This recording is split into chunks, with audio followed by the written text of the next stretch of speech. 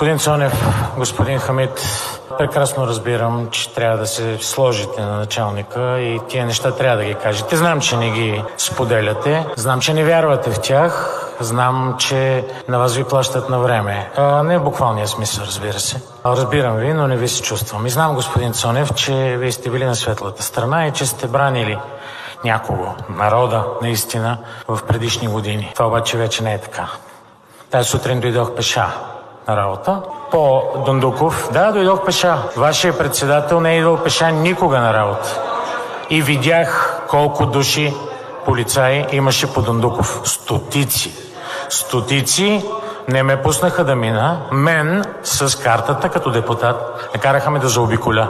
Шпалирът беше направен не за да пази хората, господин Цонев. Шпалирът беше направен за да пази вашия председател, който уж е редови депутат. Корупцията убива, господин Цонев.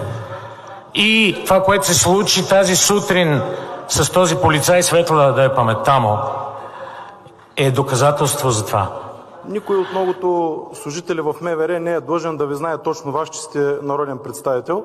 Още по-малко аз лично би ги приветствал, ако са ви спрели и са ви направили проверка, защото изглеждате съмнителен.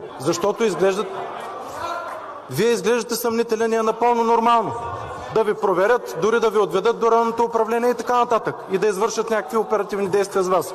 Това е работата на МВР. България е разядена.